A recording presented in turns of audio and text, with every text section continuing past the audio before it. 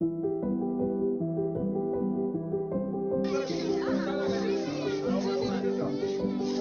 we've got an awful lot of people displaced. I think there's now around 1 million displaced in Borno state itself. Malaria is the #1 single causative agent causing suffering and death. Nothing beats it. So far, the death rates that are truly attributable to COVID-19 are relatively low compared to any of the other causes of disease. But the impact on the health system is huge, in that it creates a very unsafe environment for people to seek treatment. And that's because the health system is really on its knees, and they've got no means of disinfection. So yeah, the real impact is visibly on health facilities closing, but the real major impact of that is deaths increasing dramatically.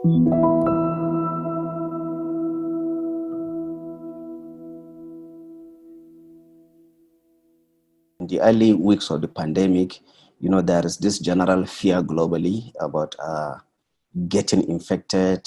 So it becomes a challenge for even the health workers to have the confidence to stay in the health facilities and provide their services.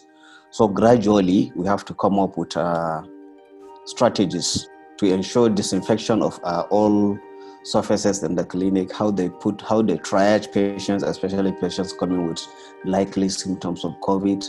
And when we looked around, we realized nobody has ever created a disinfection kit for this sort of setting. There simply hasn't been one.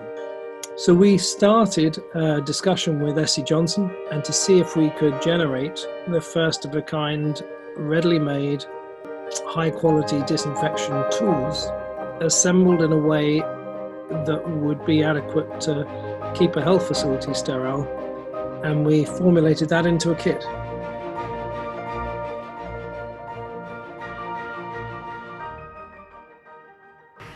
So we have hand sanitizer that we produce here. We have a concentrate disinfectant.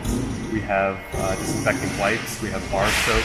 We have nail brushes so people can clean their hands really well at the health centers. And we have pictogram instructions so that regardless of what language the health centers are speaking and reading, they'll be able to understand the proper use of the products.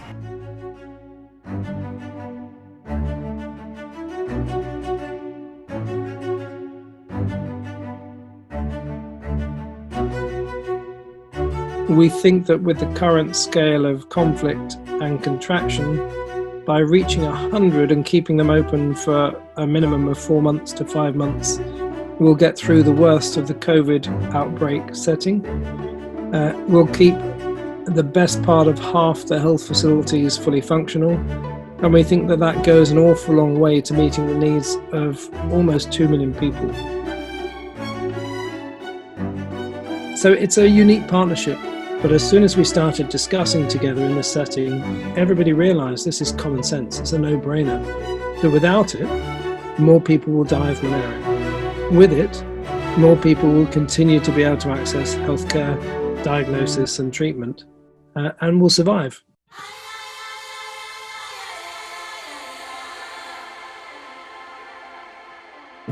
So this intervention is not only giving protection in the context of the COVID, but also promoting services to other endemic diseases here, right? Like vaccine preventable diseases like malaria, like malnutrition and all those things. So the support we are having is a life-saving intervention.